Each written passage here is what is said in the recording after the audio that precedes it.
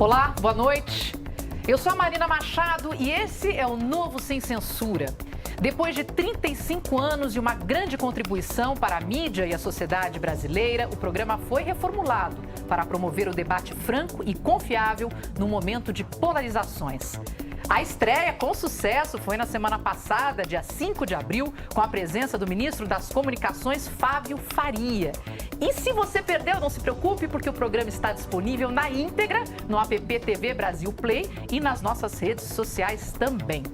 No programa de hoje, nós teremos 3 blocos, um convidado especial, 2 jornalistas debatedores. E a sua participação nas redes sociais, é claro, peço que você participe usando a hashtag Novo Sem Censura no Twitter da TV Brasil, mas pode ser também no YouTube, fique atento. No primeiro bloco, os jornalistas entrevistam o convidado da noite. No segundo, mais perguntas e o quadro Debatendo. E no terceiro, nós vamos aos comentários e ao debate pronto. Ficou curioso? Você não perde por esperar. Hoje contamos com a presença das jornalistas Carla Araújo, do portal de notícias UOL, e da Lilian Tarran, do portal de notícias Metrópolis. Quero agradecer por vocês terem aceitado o convite e estarem aqui com a gente. E no programa de hoje, entrevistaremos o ministro da Saúde, Marcelo Queiroga.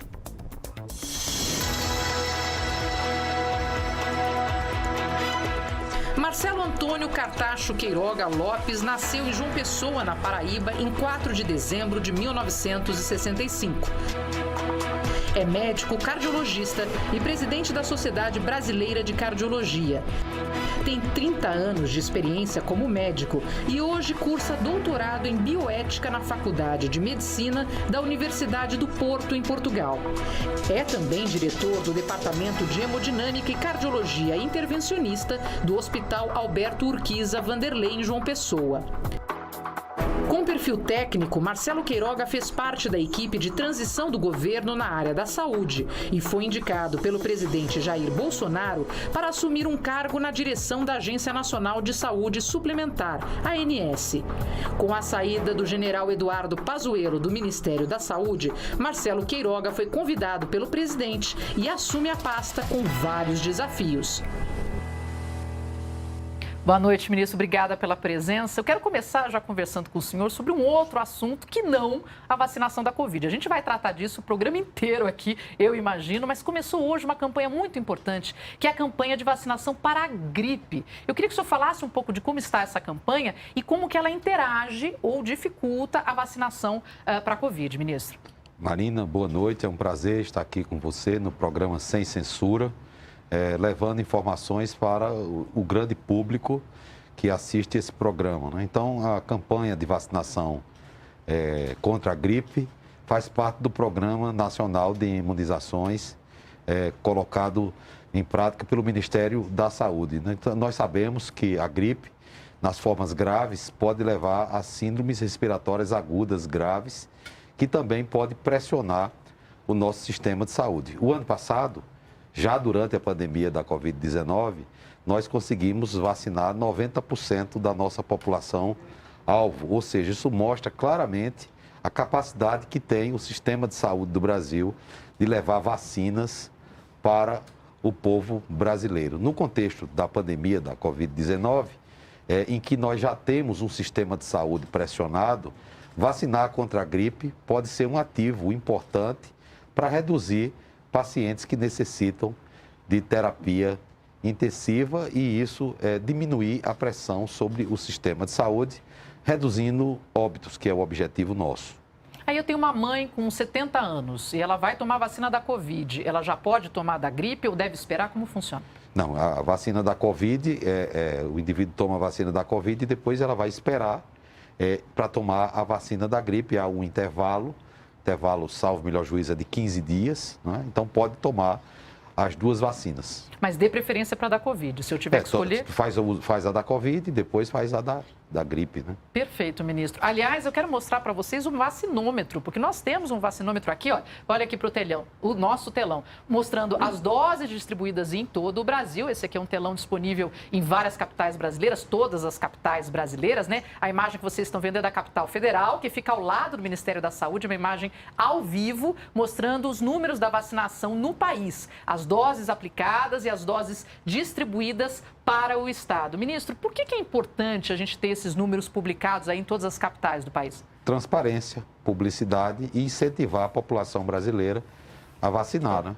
Nós sabemos que a vacina é o passaporte da esperança. Nós temos uma doença grave que há mais de um ano vem infelicitando a vida dos brasileiros, mais de 300 mil óbitos, e a vacina já foi um grande avanço da ciência, né? Em pouco tempo nós conseguimos uma vacina para essa doença, que é a forma mais adequada de controlar a difusão desse vírus. Já temos no Brasil duas das nossas instituições mais tradicionais, a Fundação Oswaldo Cruz e o Instituto Butantan, produz vacinas contra a Covid-19. São poucos países que têm capacidade de produzir vacinas, né? E o Brasil, já desde maio de 2020, começou fortemente na pesquisa e fez um acordo de transferência de tecnologia com o laboratório AstraZeneca, de tal sorte que agora, no segundo semestre, o Brasil vai produzir IFA, que é o insumo farmacêutico ativo, para fabricar a vacina da AstraZeneca. Então, um cenário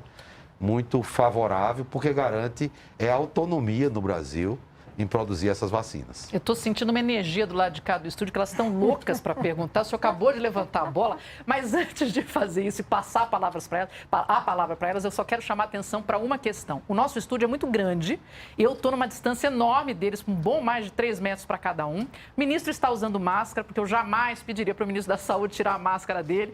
E as nossas convidadas, a Carla e a Lilian também, mas eu tomo a liberdade de ficar aqui distante de todo mundo, com bastante segurança. Então, agradeço aí pela participação de vocês e pela paciência. Agora sim, porque nesse primeiro bloco, cada jornalista vai poder fazer até 3 perguntas de 1 minuto para o ministro. Eu peço que você, Lilian Tharram, comece com a sua primeira pergunta. Muito obrigada, é um prazer enorme estar aqui nessa noite. Boa noite, ministro. Boa noite, minhas colegas. Boa noite a todas as pessoas que estão nos assistindo. Eu vou aproveitar a minha primeira pergunta para poder, não está aparecendo mais, mas até há pouco estava aparecendo aí 27 milhões. Eu acho que a pergunta que todo brasileiro espera que o ministro da Saúde responda é: quando é que a gente vai enxergar aquele vacinômetro com 70 milhões de brasileiros vacinados? Então, quando nós tivermos um volume de doses suficiente para que o Programa Nacional de Imunização ele possa atingir toda a capacidade vacinal que tem, né? O Programa Nacional de Imunização do Brasil, ele é muito reconhecido. É um case de sucesso do nosso Sistema Único de Saúde, né? Então, em relação à vacina da Covid-19, eu já falei que foi um grande avanço. Então, são poucos os países que têm capacidade de produzir essas vacinas. Nós temos 2 indústrias, mas essas 2 indústrias ainda dependem do IFA, que vem da China, não é? Também há a possibilidade de vacinas prontas. O Brasil já tem acordo para mais de 500 milhões de doses dessas vacinas. Só que elas não estão aqui disponíveis e são dispensadas mês a mês, e sempre que chega o sistema de saúde brasileiro, o governo federal distribui de acordo com o pactuado na tripartite para estados e municípios. Quando eu assumi o ministério, nós nos comprometemos com a meta de 1 milhão de doses por dia. Isso representa que o Brasil já é o 5º país que mais doses de vacina distribuiu e o 9º país que mais vacinas fez por 100 mil habitantes. Podemos fazer mais?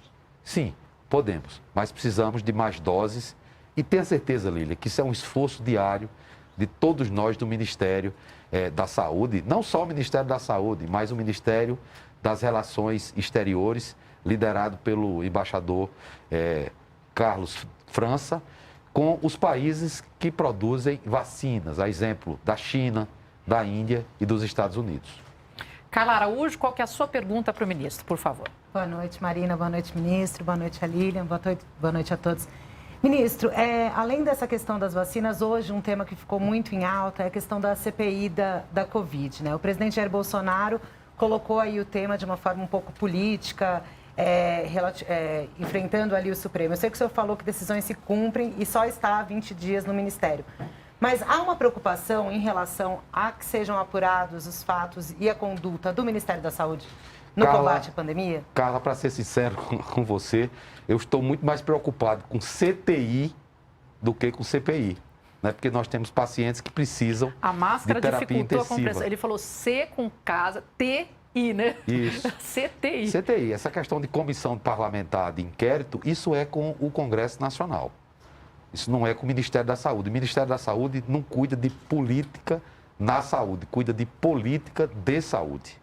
Então, vamos trabalhar forte. Eu concordo, forte. ministro, mas só, desculpa complementar, eu entendo e está correto, mas nesse caso, essa politização atrapalha o seu trabalho? Então, o meu trabalho é para salvar a vida do povo brasileiro. E nós vamos fazer isso.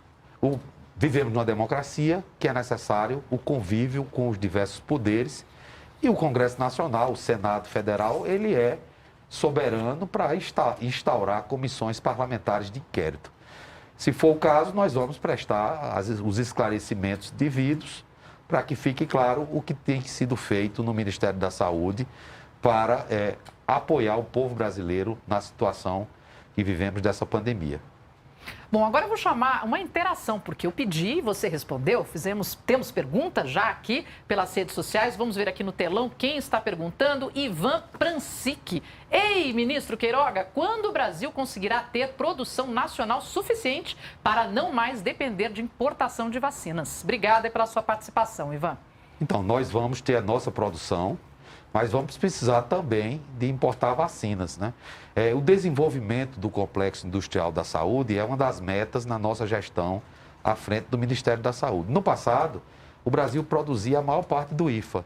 Por uma questão de políticas próprias, o Brasil passou a importar esses IFAs e produzir as vacinas aqui no nosso país a partir de IFAs vindo do exterior. Hoje fica bem claro que vacina é um insumo estratégico e que nós devemos, sim, desenvolver vacinas no nosso país, produzir IFAs no nosso país e produzir vacinas em volume suficiente para imunizar a população brasileira. Nós já temos, inclusive, 2 vacinas com registro na Anvisa, vacinas nacionais, para fazer pesquisas. Uma da Fiocruz, uma do grupo de Ribeirão Preto, né, que está sendo apoiada pelo Ministério de Ciência e Tecnologias e Inovações, liderada pelo ministro Marcos Pontes, e a outra pelo Instituto Butantan. Ou seja, nós estamos no caminho certo, né? Desenvolver tecnologias, não só em relação à vacina, mas em relação a outros fármacos, em relação a produtos que podem ser usados no sistema de saúde, até porque nós temos um sistema de saúde pública de acesso universal, um sistema público. Então, o nosso sistema tem que produzir os insumos estratégicos e tem que qualificar recursos humanos, médicos, enfermeiros, fisioterapeutas. Esses são os grandes ativos que temos para enfrentar não só a pandemia da Covid-19, mas os outros males. Vocês sabem, eu sou cardiologista. Nós já lidamos todos os dias com avalanche de óbito, né? Nós temos 380 mil óbitos por doenças cardiovasculares no Brasil. São 18 milhões de óbitos por doença do coração, né? Então, temos que ter médicos qualificados, temos que ter um sistema de saúde estruturado nos 3 níveis, atenção primária, média complexidade e alta complexidade. Temos outra pergunta aqui das redes sociais, lembrando, hashtag Novo Sem Censura, pelo Twitter e também pelo YouTube. Rosa Maria Feitosa, ministro, teremos um certificado da Covid, como temos também da febre amarela? Uma carteira de vacinação, né? Só que hoje, com o avanço da tecnologia, nós temos uma carteira digital, né? Tem lá um QR Code, isso já é disponível no nosso DataSUS. Precisamos cada vez mais aprimorar o nosso sistema de dados e para bem informar a população brasileira, né? Os dados epidemiológicos, eles são fundamentais, dados referentes à mortalidade, dados em relação à ocupação de leitos, né? A pessoas que se recuperam da doença. Isso serve para orientar quais são as medidas sanitárias que devem ser adotadas e esses dados devem ser divulgados de maneira própria para que a nossa sociedade entenda, né? E nesse sentido, a imprensa, ela é fundamental, né? Porque ela leva essas informações para a população brasileira, às vezes leva de uma forma crítica, mas como eu sou devoto de Santo Agostinho, prefiro os que me criticam do que os que me bajulam. Os que me criticam me dizem a verdade e os que me bajulam, às vezes, querem levar a gente para o caminho que não é o mais adequado, né? Então, vocês nos ajudam, levando essas informações, fazendo críticas, e é fundamental para que as pessoas se conscientizem acerca de uma doença como a pandemia da Covid-19. Bom, agora é a vez da Lilian Tarran para a sua segunda pergunta, por favor. Vamos lá. Em março, ministro, o Ministério da Saúde deu orientação para que os municípios aplicassem todas as doses disponibilizadas pelo governo federal na primeira etapa da vacinação, ou seja, sem guardar metade para a segunda dose, né, para a segunda etapa.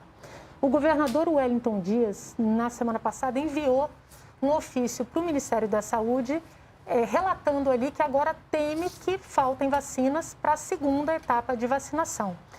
O senhor pode garantir que isso não vai acontecer, não vão faltar doses para a segunda etapa sem que haja necessidade de interrupção da campanha? Lília, excelente sua pergunta, né? Inclusive, aqui eu aproveito a oportunidade para dizer que muitos indivíduos tomaram a primeira dose e não tomaram a segunda dose. Sim. Mais de 500 mil brasileiros não tomaram a segunda dose e se eles não tomarem tempestivamente, eles não serão adequadamente imunizados. A cada lote que é distribuído, o PNI, ele emite uma nota técnica, né? Por exemplo, quando há necessidade de guardar a segunda dose, essa recomendação é feita. Quando não há a necessidade, também é feita a recomendação. Não faltará vacinas dentro desse contexto que nós temos hoje, porque nós já temos 1 milhão de indivíduos imunizados todos os dias. Somente agora, no mês de abril, nós temos assegurado mais de 30 milhões de doses, né? Então, a preocupação do governador Wellington Dias é uma preocupação que é procedente, nós temos que estar vigilantes, né? Porque a vacina, por exemplo, o governo brasileiro, ele já dispensou mais de 47 milhões de doses. No entanto, o vacinômetro mostra que um pouco mais de 26 milhões tem a confirmação que recebeu a vacina. Isso Ministro, não quer dizer que não tomaram. Desculpa, a questão, eu cito o Wellington Dias, mas é importante dizer que ele ele coordena o tema vacinação dentro do Fórum de Governadores. Então, essa é uma preocupação dele, do estado dele, mas também compartilhada, um receio compartilhado por outros governadores também, né? Por Sim, eu dialogo sempre com o governador Wellington Dias, né? Sim. Eu sou do Nordeste e ele é do Piauí, né? Nós temos um diálogo muito produtivo, o governador é uma pessoa experiente. Sim. E nós estamos buscando soluções para o povo brasileiro, não é? Então, o PNI é um patrimônio de todos os brasileiros, como eu já afirmei, é gerido com muita competência na tripartite, com a participação do CONAS e CONASEMPS. Naturalmente que temos que ficar vigilantes, mas posso assegurar que não vai faltar vacinas para aqueles que receberam a primeira dose. O problema é justamente o contrário. Os que receberam a primeira dose não foram fazer ainda a segunda. E estamos buscando essas pessoas ativamente para que não tenhamos uma perda do efeito imunizante da vacina. Manchete de amanhã dos jornais. O ministro da Saúde faz apelo para que as pessoas que tomaram a primeira dose tomem a segunda. Olha, no próximo bloco nós teremos o quadro Debatendo, é um momento de exposição de argumentos das nossas convidadas e com os comentários do ministro. Eu peço que você continue participando usando a nossa hashtag Novo Sem Censura no Twitter, @TV Brasil, e também pode ser no YouTube. Mande as suas ideias, seja de um lado, do outro, em cima do muro, se posicione e participe para enriquecer ainda mais o nosso tema. Carla Araújo, agora é sua vez. Qual é a sua pergunta para o ministro? Ministro, infelizmente as expectativas agora para abril é que a gente chegue a uma marca aí talvez de 5 mil mortes por dia. São essas as expectativas que o Ministério da Saúde trabalha hoje? A gente vai realmente ter um abril com mais mortes do que nascimento? E tem alguma coisa que possa ser feita no curto prazo para que a gente baixe essa marca tão triste? Bom, 5 mil mortes por dia, nós não temos esse número, né? Aliás, nos últimos 3 dias esse número vem caindo. Isso que acontece agora é fruto do que não se fez há um mês atrás, né? Apesar das insistentes recomendações feitas pela classe médica, colocadas na imprensa, a sociedade precisa aderir a essas medidas, né? Não só a vacinação, mas como o uso de máscaras, o distanciamento entre as pessoas, a higiene das mãos, ampliar a testagem. Essas medidas, elas serão capazes de baixar essa curva e reduzir a pressão sobre o sistema de saúde. É uma luta diária no Ministério para prover insumos para os hospitais. Nós habilitamos um número imenso de leitos de UTI, mas habilitamos leitos, há dificuldades com insumos. Conseguimos insumos, há dificuldades com recursos humanos. Conseguimos recursos humanos, esses recursos humanos, eles não têm a qualificação requerida, né? E qual é o resultado? em cada 10 indivíduos que vai para uma UTI e recebe intubação orotraqueal, 7 morrem, não é? Então, é um resultado que não é bom, que nós precisamos melhorar esse tipo de resultado, né? Isso aí não vai acontecer de uma noite para o dia, precisa se reformular o sistema de saúde como um todo, nós precisamos repensar a formação dos médicos, nós precisamos analisar a possibilidade de mudar a questão da assistência hospitalar especializada, né? No Brasil, um país continental, nós temos hospitais com menos de 50 leitos, Marina. Qual é a consequência disso? Ineficiência. Então, é algo que nós temos que ter em mente. O sistema de saúde do Brasil precisa ser reformado. Não é só a saúde pública, é a saúde suplementar também. Nós temos um sistema de saúde suplementar que abrange 48 milhões de brasileiros, cujos resultados nós nem sabemos quais são. Hoje eu tive uma reunião com representantes do setor e eu cobrei deles. Precisamos saber quais são os resultados da saúde suplementar. Vamos trabalhar juntos, né, para reduzir esses números. A vacina traz uma esperança, não é? Traz uma esperança de dias melhores, traz uma esperança de controle da pandemia e seria, vamos dizer assim, o passaporte para a nossa liberdade. A Covid-19 é uma doença que veio para ficar, mas nós devemos cessar o seu efeito pandêmico. Bom, agora vamos ver mais uma pergunta que veio das redes sociais. Vamos ver. Aqui no telão, quem pergunta, Meire Moraes. Ministro, que negócio é esse de forçar tomarmos uma vacina para poder viajar e fazer turismo? Que negócio é esse, ministro? Forçar tomar vacina? 85% da população brasileira quer tomar vacina. Né? Forçar a usar máscara, lei para as pessoas usarem máscaras, isso não vai funcionar.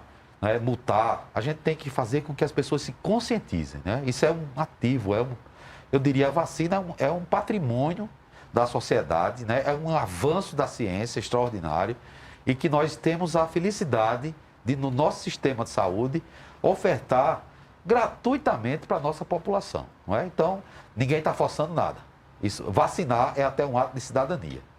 Obrigada, ministro. E nós vamos para um rápido intervalo. Voltamos daqui a pouquinho para o nosso debate. Depois ainda teremos comentários, mais perguntas da web, discussão de alto nível e uma conversa franca e direta com o nosso convidado. Fique com a gente.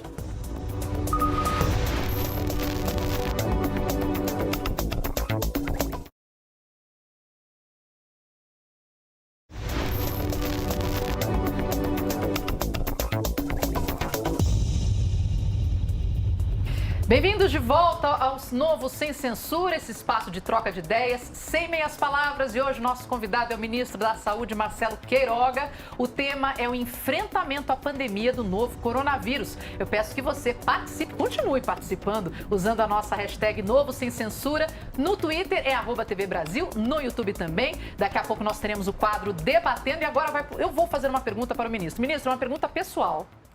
Porque você já ouviu o ditado que todo mundo tem um pouco de médico e louco, todo mundo tem um pouco. Eu sei que você é médico, eu quero saber se o senhor é louco.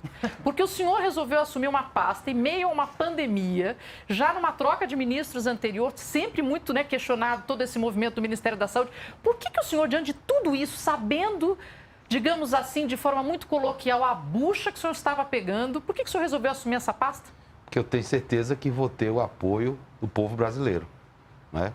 Necessário que numa hora como essa, nós todos assumamos nossa responsabilidade. E o presidente Bolsonaro me convocou para essa missão, confiou em mim, confiou a mim montar uma equipe técnica e eu não poderia deixar de encarar esse desafio. Não é um desafio, mas é uma oportunidade. E eu falei para o presidente, quando ele me deu recomendações, disse: presidente, essa oportunidade que o senhor me dá nesse momento, ninguém nunca me deu na minha vida, né? Então vamos enfrentar essa pandemia. Eu disse na minha primeira entrevista coletiva, né?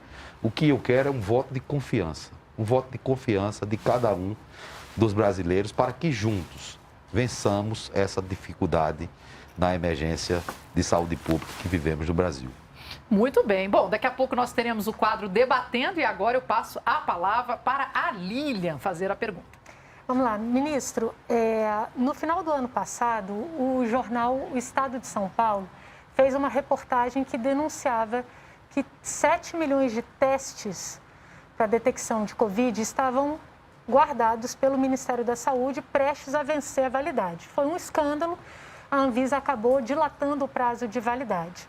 Agora, no começo de abril, o portal Metrópolis revisitou o tema e fez uma reportagem mostrando que desses 7 milhões de testes, 2 milhões e 800 mil continuam encalhados no Ministério da Saúde. Hoje, o Tribunal de Contas da União determinou que esses testes sejam, enfim, distribuídos. Por que o Ministério da Saúde não consegue dar capilaridade, distribuir os testes, se a gente sabe que esses testes são tão importantes ali para poder controlar a pandemia? Uma das ferramentas, né?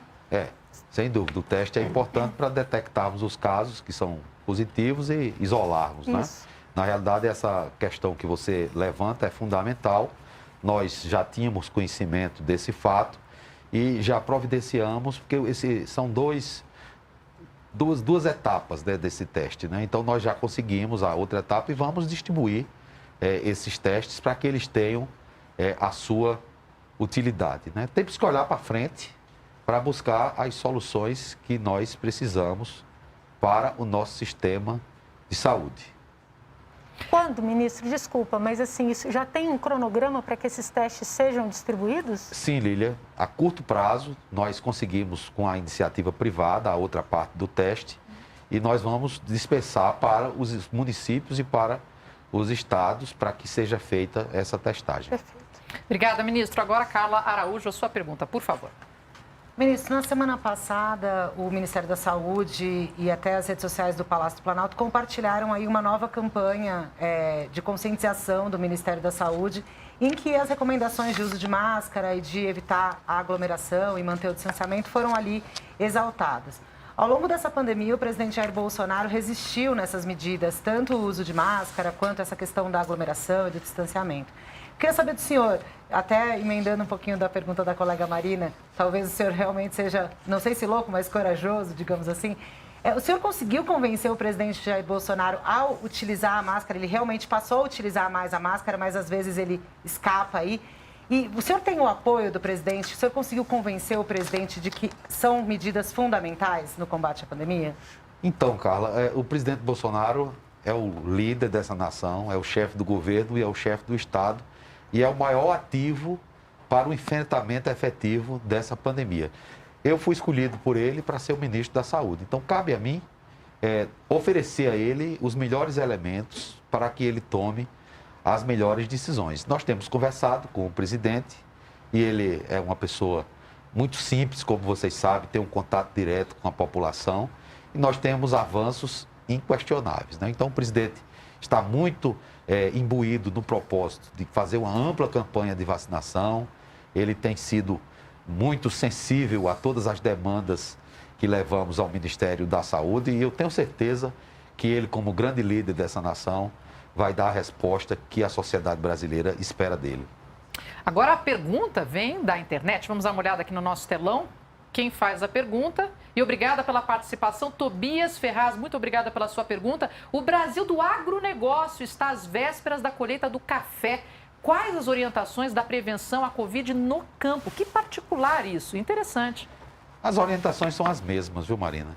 Né? São as mesmas orientações. Claro que quem está no campo está num ambiente mais aberto, né? O rigor de utilizar as máscaras não é o mesmo, mas nós não devemos relaxar. Até porque esse vírus, ele sofre mutações, nós temos variantes, como é o caso da variante P1 de Manaus, que é bem mais contagiosa, né, e possivelmente mais letal. Então, a mensagem é, não vamos relaxar, vamos adotar as medidas para prevenir a circulação do vírus e assim vencer a pandemia. Outra interação aqui, vamos ver. Aliás, só para fazer um comentário, né? Eu nunca tinha, não sei se vocês já pensaram nisso, o desconforto de usar uma máscara num sol a pino fazendo uma colheita na mão.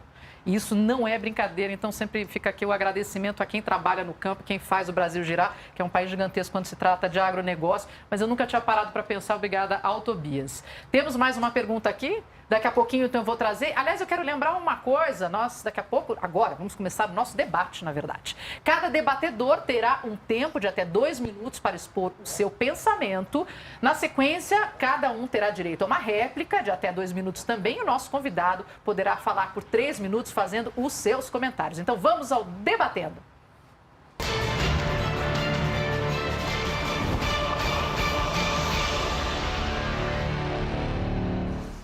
Vamos agora ao nosso Debatendo.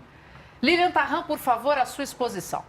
Vamos lá. Eu quero trazer aqui para a gente debater o caso de Serrana. O Metrópolis passou, a equipe do Portal Metrópolis passou a última semana lá em campo, lá na cidade paulista de Serrana. É uma cidade de 40 mil habitantes, certamente as pessoas já começaram a ouvir falar na cidade, onde há um projeto ali, foi escolhido pelo Instituto Butantan para que seja testado a imunização em massa. Então, a gente está falando de uma vacinação que terminou agora no domingo e conseguiu imunizar 28 mil pessoas, o que equivale a mais ou menos 60% da população. Aí eu vou trazer para a gente aqui alguns números que a gente colheu diretamente com as autoridades lá no município. Há 10 dias, a gente esteve lá até o final da semana passada, a cidade zerou a fila de UTIs, ou seja, procura por UTI Covid. Não houve registro de intubação, que a gente sabe que é a medida mais drástica para lidar com os pacientes de Covid. Em março, as UPAs fizeram em média 60 atendimentos de pessoas com Covid por dia. Esse número passou a 20 atendimentos por dia, ou seja, houve uma queda bastante expressiva. Os dados, embora eles não sejam conclusivos, eles são absolutamente surpreendentes. E aí, o pensamento que eu quero deixar aqui, na mesma semana, o presidente da República, acompanhado do ministro da Saúde, eles estiveram em Chapecó, uma cidade de Santa Catarina, e ali eles destacaram a eficiência do prefeito em lidar com a Covid, defenderam o tratamento precoce e fizeram críticas a medidas restritivas. Foi mais ou menos esse o mote. Eu gostaria de deixar aqui o pensamento se não teria sido mais útil acompanhar esses dados de Serrana, que efetivamente tem ali uns primeiros resultados para serem apresentados do que pode ser a grande esperança do nosso país. É vacinação para todos. Obrigada, Lilian. Agora, Carla Araújo, é a sua exposição. Bom, na verdade, eu acho que a gente está acompanhando aí a pandemia há mais de um ano, né? Infelizmente, estamos em 2021 com números piores do que 2020. Acho que, como a gente ressaltou, o fato de ser corajoso, ser o 4º ministro da Saúde do governo Bolsonaro, acho que tem ali, agora, eu acho que uma provocação que eu queria fazer já também para colocar aqui no debate, é em relação à questão do projeto que está sendo avaliado no Congresso, já passou pela Câmara, do que está sendo chamado de fura-fila das vacinas, né? Na minha avaliação, falta um pouco de transparência em relação às vacinas, porque não é só a iniciativa privada querer comprar, falta vacina, né? A gente deixou de comprar vacina lá atrás por uma questão política, quando o presidente decidiu ali desautorizar o então ministro Pazuello na compra de 46 milhões de doses.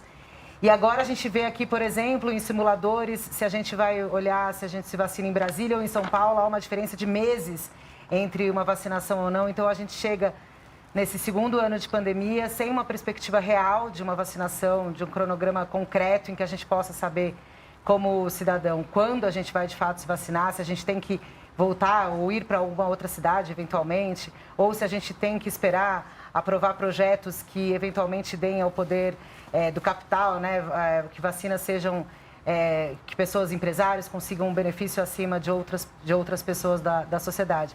Eu acho que a questão da vacinação é uma questão que carece de cada vez mais transparência, o vacinômetro é importante, acho que é um dado positivo que tem que ser colocado para que a sociedade saiba, mas ainda por conta de toda essa nuvem política que foi colocada em cima do tema, eu acho que a gente pode e deve esclarecer melhor em relação a isso para saber concretamente, né, qual é esse calendário de fato da vacinação para os 70 milhões, como a Lilian colocou no começo.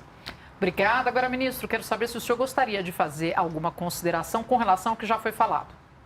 Claro, é uma boa oportunidade de esclarecer esses pontos, né? Em relação à cidade de Serrana, ratifica o que temos dito. A vacinação é a saída para esse contexto, né? Em relação à questão de Chapecó, Lília, não sei se você estava lá, né? Mas em nenhum momento se defendeu tratamentos precoces, né?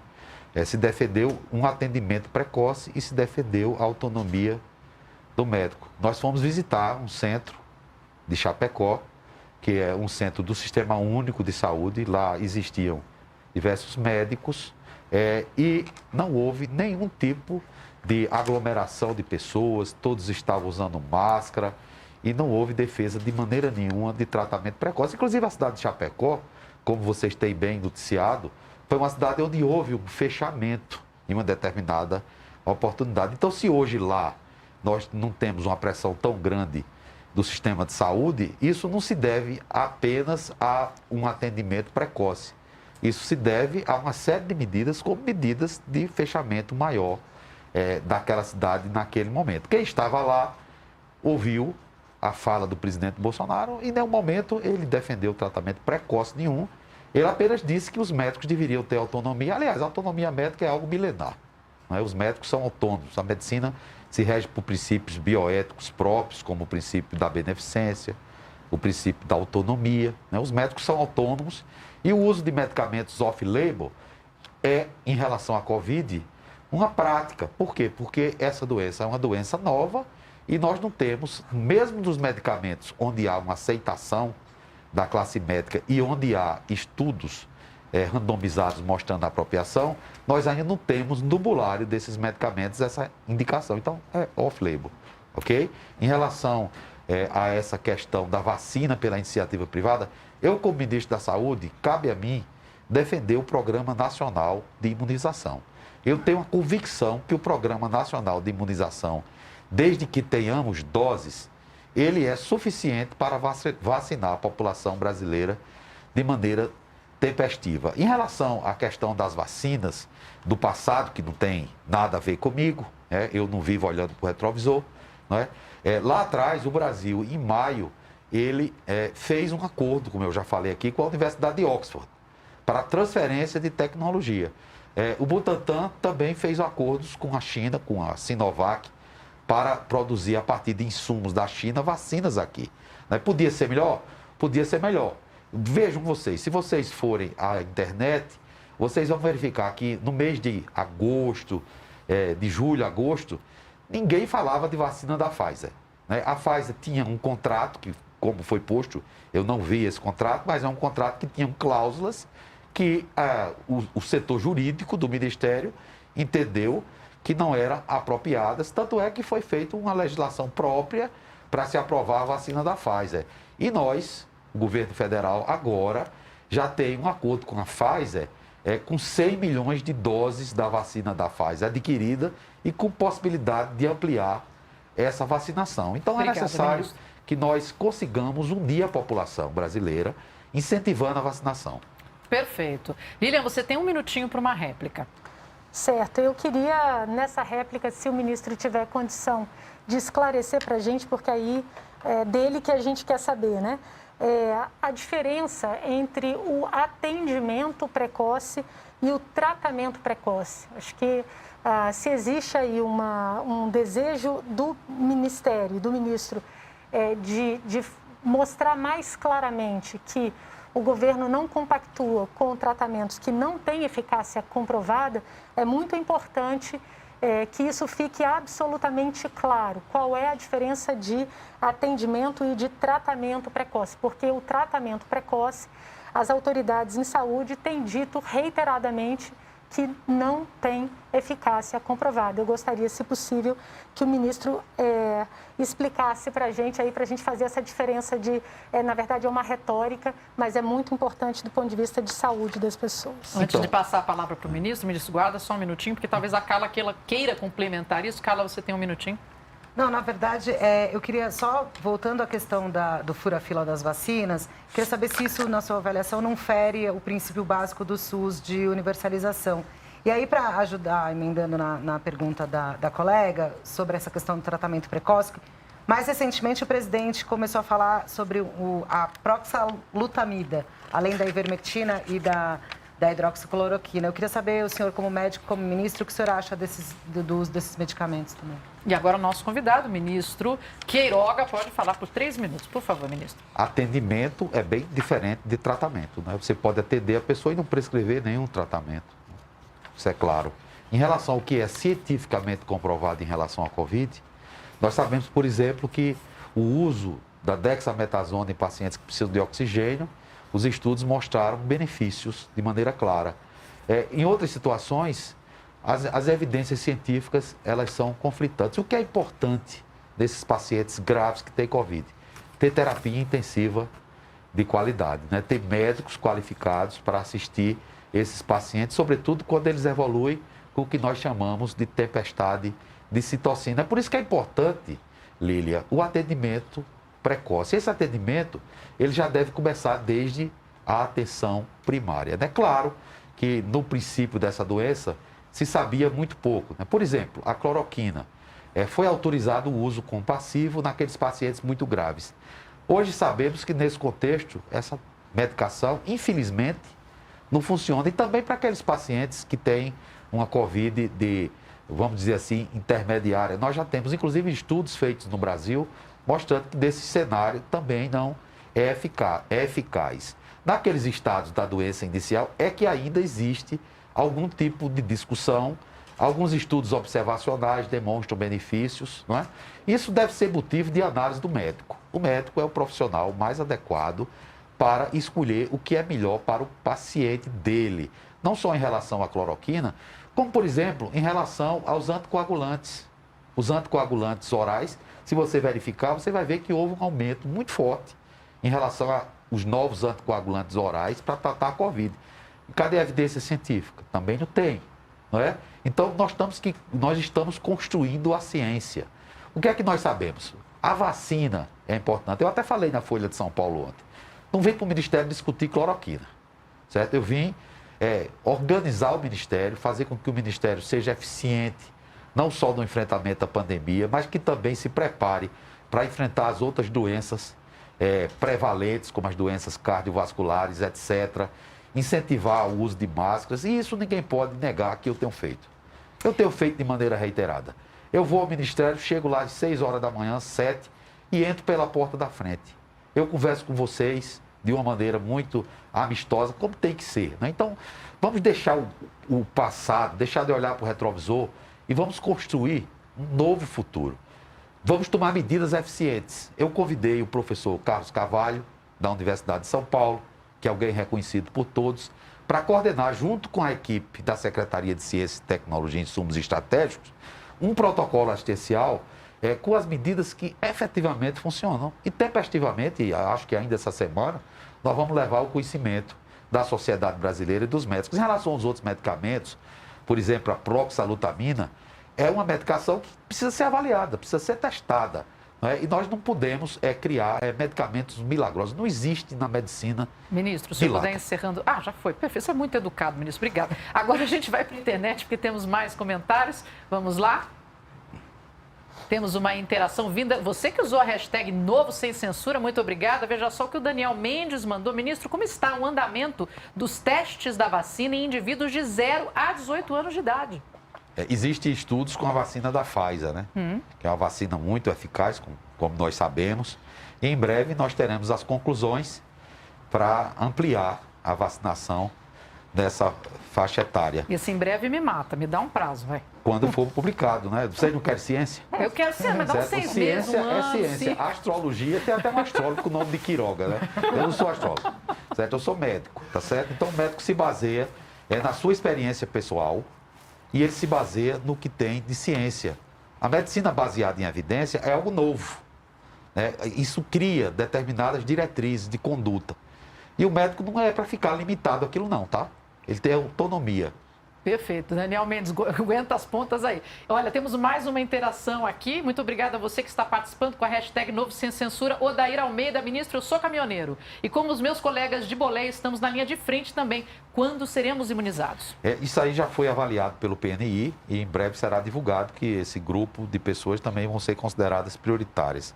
Essa ânsia por querer priorização só tem uma resposta.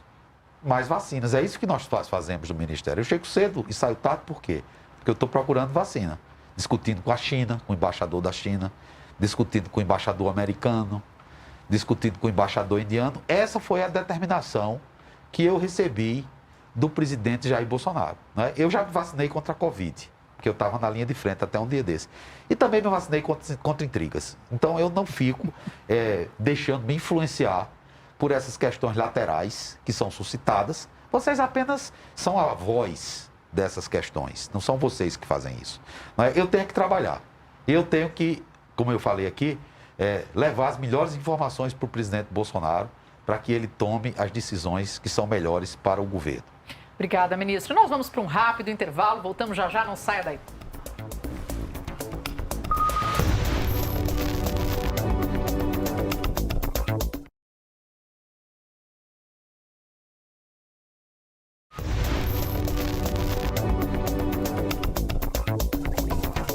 Olá, estamos de volta. O Sem Censura de hoje debate a pandemia do novo coronavírus. E o nosso convidado especial é o ministro da Saúde, Marcelo Queiroga. Agora temos uma última rodada de pergunta dos nossos debatedores e de você de casa também. Eu peço que você participe usando a hashtag Novo Sem Censura no Twitter, @TV Brasil. E vamos ver o que chegou de pergunta agora aqui no telão.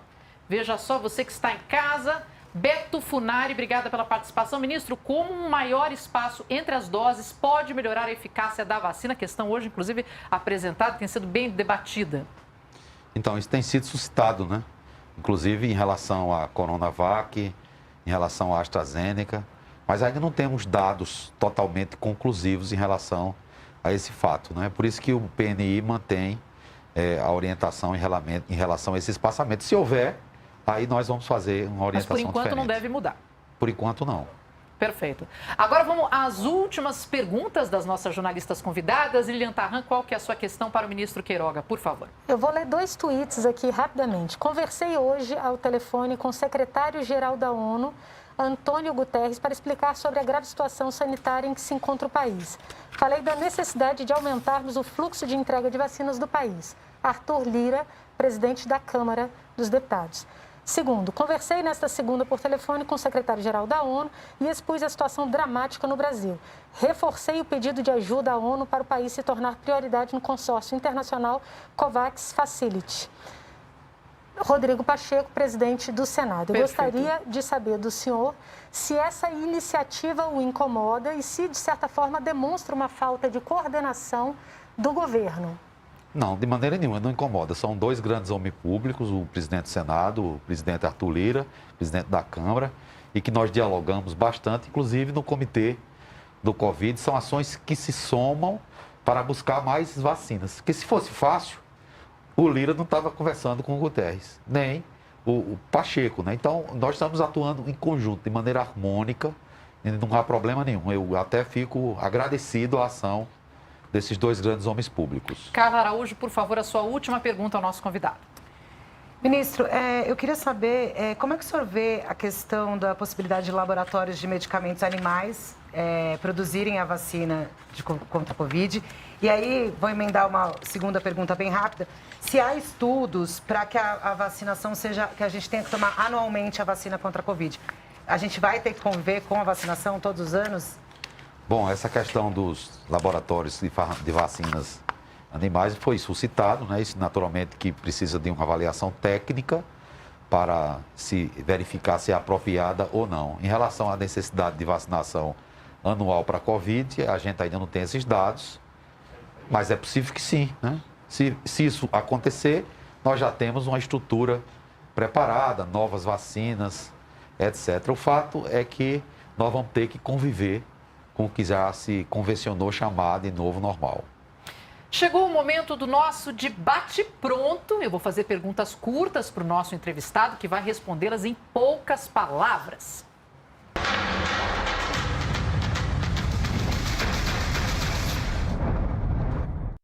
Pronto, ministro? Pronto. Muito bem, vamos lá. Qual o seu maior desafio hoje? Vacinar a população brasileira de maneira rápida e eficaz. Qual o maior erro do Brasil no enfrentamento da pandemia? Essa desarmonia, né? Isso é o maior erro. Vamos procurar harmonizar a sociedade brasileira com o objetivo de unir as pessoas em torno do fim dessa pandemia. Qual a importância de se investir em ciência? Fundamental, né? Um país como o Brasil não pode ser só um exportador de commodities. Nós temos que investir na pesquisa, nós temos que investir no nosso complexo industrial de saúde, para que tenhamos melhores condições para enfrentar situações como essa. Prevenção é? Prevenção é adotar hábitos de vida saudável, cumprir as recomendações das autoridades sanitárias de maneira responsável e é a chave para que nós consigamos resolver os problemas da saúde pública. Qual o legado que o senhor quer deixar no Ministério? Um legado de diálogo, um legado de levar uma palavra de solidariedade às pessoas que estão sofrendo, né? Como dizia o professor Adib Jatene, né? O médico deve curar, quando não cura, deve aliviar, quando não cura e alivia, deve confortar. Os médicos têm que ser especialistas em gente, e não só os médicos, mas todos os profissionais de saúde. E para encerrar o programa, vou pedir às nossas convidadas um tempinho para as considerações finais. Eu começo com você, Lilian, uns 30 segundos.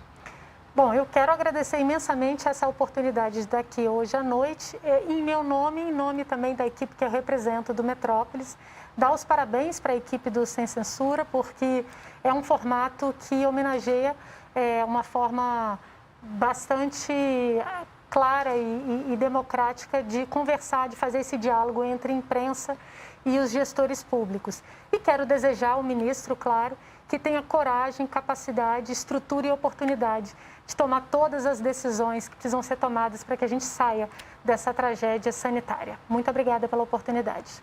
Carla Araújo, a sua vez. Bom, eu também quero agradecer muito a oportunidade, Marina, ministro, Lilian. Eu também desejo sucesso e coragem ao ministro, que realmente é um desafio muito grande. E deixar a política fora da saúde, infelizmente, é uma coisa muito difícil, a gente aqui em Brasília sabe. Enfim, realmente só agradecer aí ao debate e ao ministro e desejar sucesso e força para nós. Ministro, rapidinho a sua palavra final, por favor. Agradecer a oportunidade, Marina e a Carla e a Lilian, de debater aqui em alto nível. Espero que tenha sido útil para esclarecer a população brasileira, né? A coragem é um único sentimento que não admite hipocrisia, né? Tá certo? Ou se tem ou não se tem, né? E nós temos que ter coragem para enfrentar esses desafios. Eu falei rapidinho, mas eu quero chamar para o começo do nosso programa, porque nós abrimos, você que perdeu Sem Censura no início, nós abrimos falando de uma outra campanha de vacinação que começou hoje, a vacinação nacional, a campanha nacional de vacinação contra a gripe. Ministro, gostaria que o senhor falasse rapidamente sobre isso, chamando a população para essa atenção, inclusive porque a vacinação começa com as crianças. Muito importante, Marina, a vacinação para a gripe, né?